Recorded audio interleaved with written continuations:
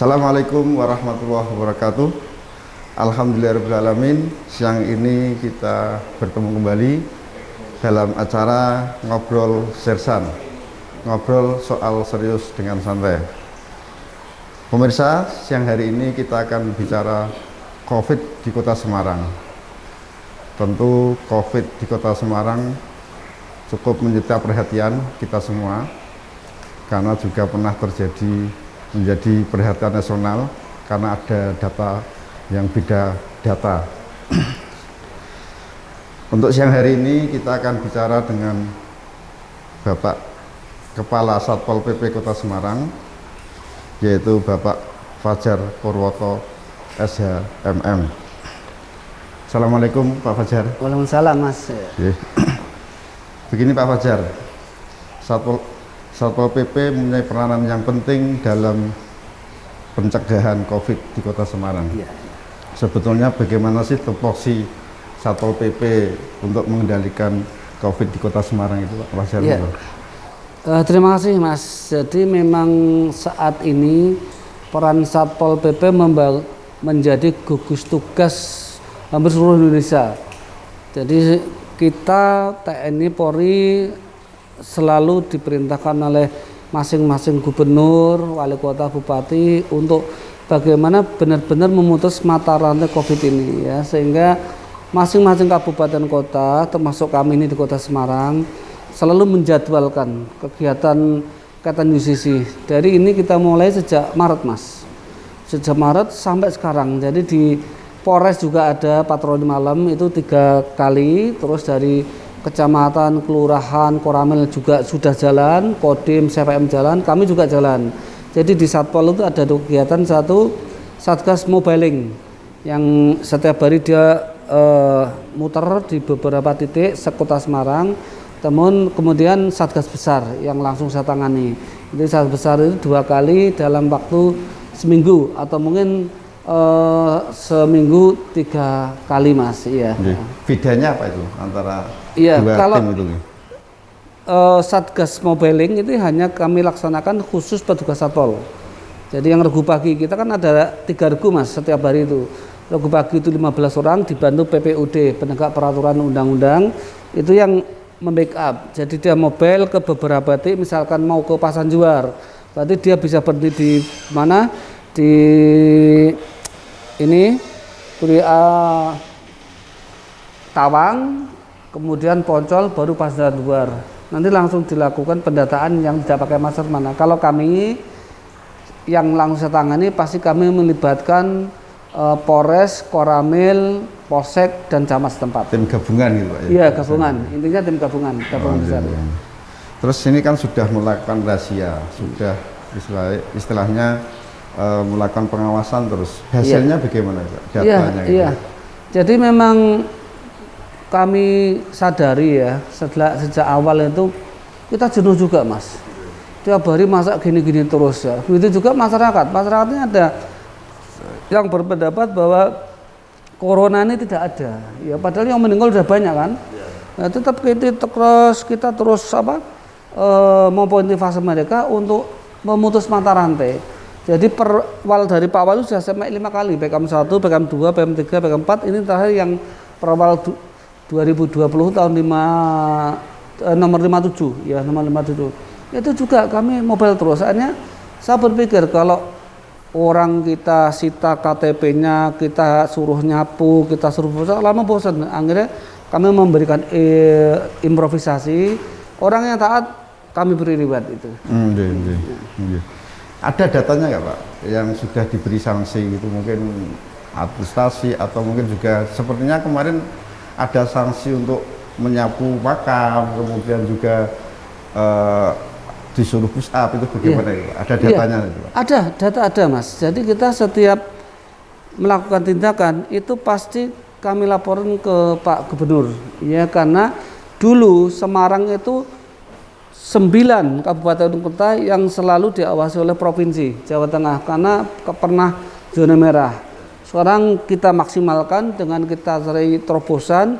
Alhamdulillah kita sudah tidak jadi pengawasan gubernur, kita sudah mulai zona oranye. Nah, makanya kita push lagi sehingga saya harapkan November zona kuning, kemudian Desember mudah-mudahan lah kita bisa zona hijau. Karena gini, kami kepengen kehidupan itu bisa nyaman seperti tahun-tahun sebelumnya, Mas. Sanksinya apa saja, Pak? Di antaranya kemarin, Pak? Iya, kemarin kita nyapu, push up, kemudian tak suruh menyapu di TPU, Mas. Ini mungkin minggu depan tetap kita beri reward, tetap kita suruh nyapu di sungai. Tapi jumlah pelanggar alhamdulillah sudah menurun ya. Jadi yang tadinya Agustus September itu kisaran 100-110, sekarang Oktober awal ini paling 30. Iya, 40. Berarti kan mereka sudah sadar ya, karena masker ini suka tidak suka sudah menjadi kewajiban dari setiap insan yang ada di Indonesia, Mas. Di beberapa daerah lain itu ada sanksi berupa membayar denda. Di Kota Semarang menerapkan itu nggak? Jadi gini, Pak Wali, Bu Wakil sudah terlalu baik ya, sehingga di Perwali itu tidak ada sanksi denda. Karena kondisi ekonomi kita kan belum stabil, Mas. Ya kalau kita memberikan denda katakan 100.000, duit 100.000 di Jakarta kecil, Mas, tapi di Semarang ini kan besar ya. Maka kebijakan Pak Wali itu tolong dari masyarakat dan juga menyadari, karena mumpung Semarang tidak ada denda, yang ada sanksi sosial. Nah, malah sekarang ini akhir-akhir ini kita sudah 3 kali ini malah justru memberikan ini, Mas, memberikan penghargaan kepada yang memakai masker itu. Ya. Semacam reward itu, Pak. Ya, semacam reward itu. Maksudnya apa, Pak? Ketika kemarin katanya ada warga kaget pakai masker, tiba-tiba juga dihentikan. Kita tahunya diberikan uang kan itu. Ini tadi katanya juga memberikan bantuan sosial. Itu maksudnya apa dan itu didapat dari mana, Pak? Iya, jadi gini, Mas. Saya kepengen kita ini setiap saat kok Satpol selalu push up, selalu nyapu. Kami nggak mau lah setelah nanti pasca corona ini kami dijauhi dari masyarakat, sehingga kami berserta teman-teman KBRI ini punya inisiatif memberikan reward untuk mereka. Ya, yang pertama 2 kali ini, Mas, duit dari kita, karena APBD kan nggak menganggarkan. Yang ketiga atau yang hari ini tadi Jumat ini kita di Balai Kota, dari sini memang kita nggak ada pengusaha ya di salah satu mall. Alhamdulillah mereka mau berupa 200 dus. Akhirnya tadi sifatnya bukan UCC masker, tapi malah kita bagi-bagi. Ternyata itu efektif. Ya, karena setelah kita cek dari data-data yang kita kumpulkan, justru saat kita memberi reward, memberi penghargaan, mereka justru akan semakin sadar itu, Mas. Oke, Pak, untuk khusus Satpol PP kan juga mengawasi ASN, Pak ya? Iya. Sejauh ini bagaimana, Pak, perilaku ASN di Kota Semarang menerapkan protokol kesehatan, terutama 3M? Memakai masker, mencuci tangan, dan menjaga jarak. Bagaimana, Pak? Jadi alhamdulillah, Mas, untuk ASN Kota Semarang itu semua taat ya. Tapi jangan coba-coba melanggar saat kami melakukan UCC. Karena begitu ada ASN yang ketahuan, pasti saya yang nyuruh push up. Tak suruh push up 30 kali, besok saya lepas. Terus saya sampaikan ke pimpinanmu, kamu tidak benar itu. Tapi alhamdulillah yang kami temui beberapa peristiwa itu rata-rata non ASN. Ya, kalau ASN-nya tuh jarang sekali keluyuran. Karena kami juga akan selalu hadir di mall untuk kaitan dengan yang ASN yang keluyuran. Tapi Semarang alhamdulillah sudah tertib, Mas. Karena kami harus tegas supaya kondisi seperti ini ASN itu benar-benar berperan sebagai tokoh, sebagai motor ya. Karena ASN harus tertib, otomatis masyarakat terakhir pasti akan tertib. Ada datanya ya, Pak, ASN yang tercatat keluyuran di mall saat itu? Iya, ada. Ada sampai berapa orang ya? Kita ada. Jadi kita UCC dari mulai Maret sampai sekarang nggak sampai 15, Mas. Iya, kita simpen data, memang itu kita laporan ke BKD ya, atau BKPP, kita laporkan si A si B itu seperti ini, sehingga silakan diberikan sanksi. Alhamdulillah ini sekarang sudah mulai menurun, Mas, karena kita ini kan sebagai pamong ya, sebagai motor ya. Setiap langkah ASN pasti akan dilihat masyarakat, maka kita harus memberi contoh yang baik pada masyarakat. Ada persentase pelanggaran Yang terjaring itu Iya. antara laki-laki dan perempuan banyak mana? Dari persentase ini imbang Mas ya. Iya, tapi dari segi usia justru yang melanggar paling banyak itu hampir 80% itu remaja. Jadi karena remaja ini dia satu merasa imunnya kuat, ya. Kedua dia juga nggak percaya COVID ada apa enggak gitu loh. Tapi kami sampaikan nanti kalau kalian saat di swab itu ternyata positif, pasti kalian akan kita masukkan isolasi di rumah dinas ya, di karantina 14 hari. Ya akhirnya teman-teman ini alhamdulillah sudah mulai katakanlah sadar, sehingga kami juga nyaman dalam melaksanakan tugas. Ya, saya harapkanlah semakin mereka sadar, mudah-mudahan nanti Desember ini bisa kita di zona hijau Mas. Oke Pak, terkait dengan 3M itu, Iya. sejauh mana sih efektifnya 3M untuk mencegah penularan COVID-19?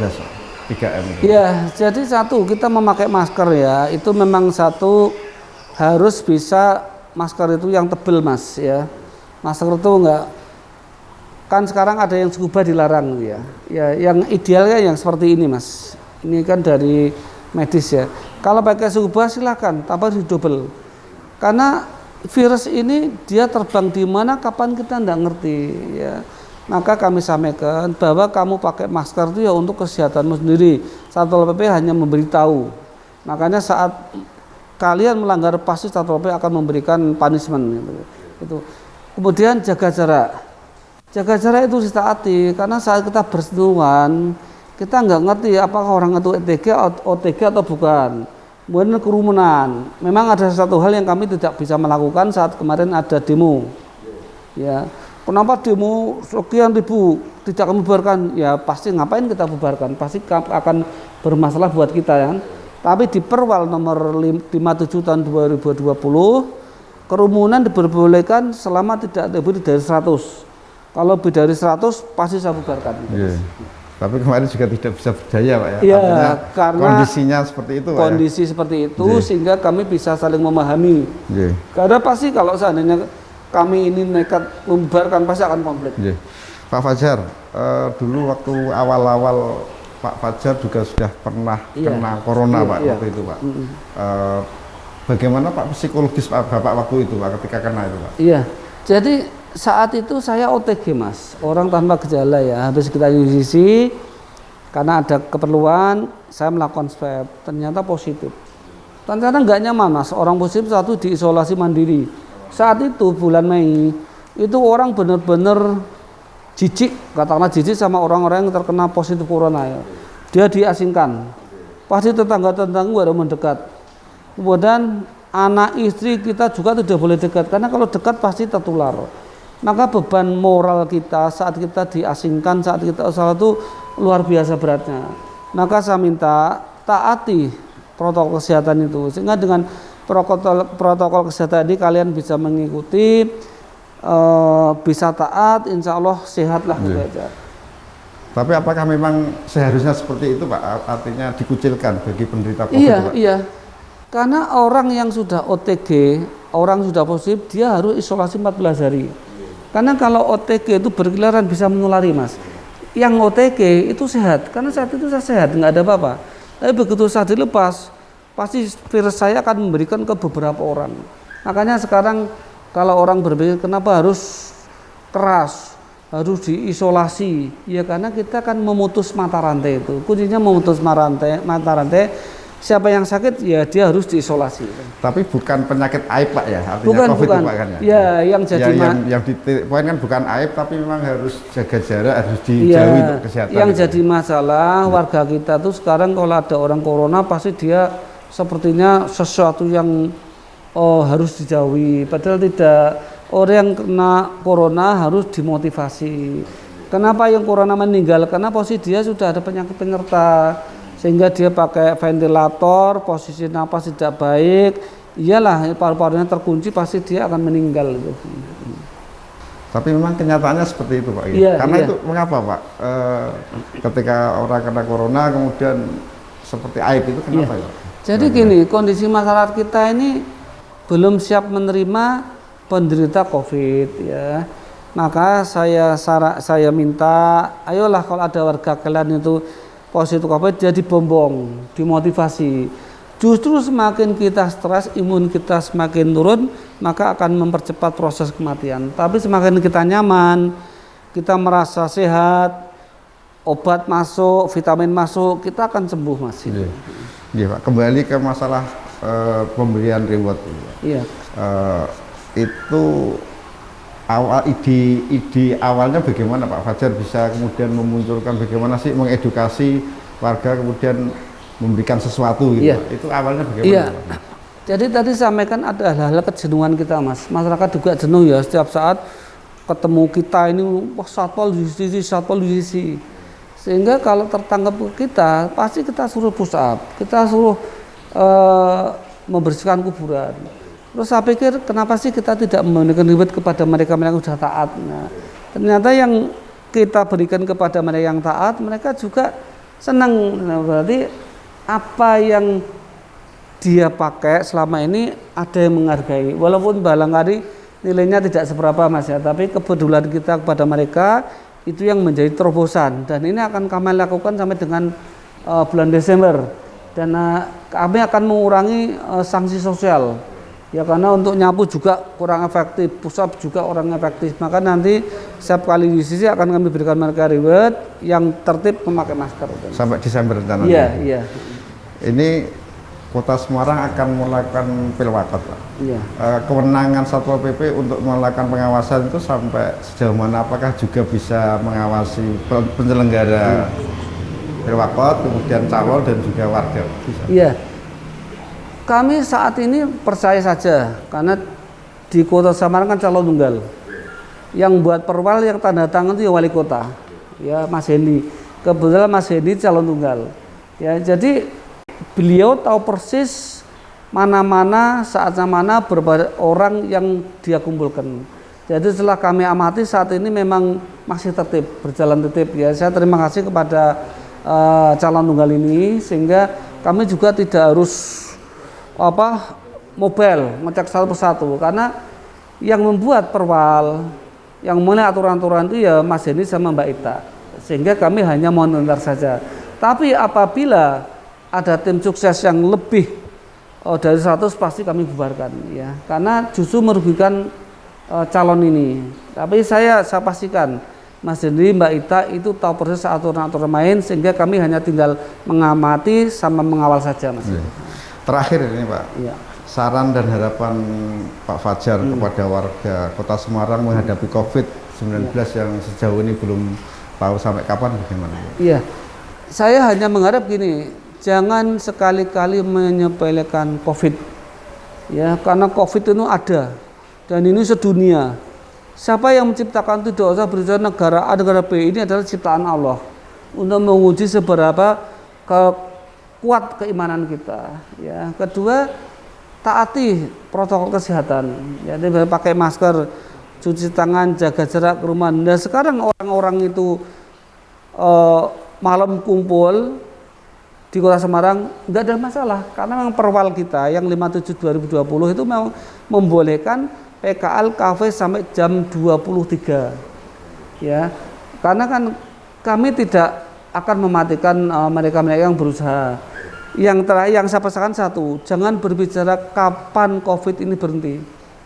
Tapi berbicara kepada dirimu, saya sudah taat mentaati protokol kesehatan. Itu aja, Mas. Oke. Demikian ngobrol Sirsan, ngobrol soal serius dengan santai dengan Bapak Kepala Satpol PP Kota Semarang, Bapak Fajar Purwoto SHMM. Semoga obrolan siang hari ini bisa memberikan pencerahan kepada kita semua agar kita tetap bahagia, tetap happy dalam suasana pandemi. Demikian, wassalamualaikum warahmatullahi wabarakatuh. Waalaikumsalam.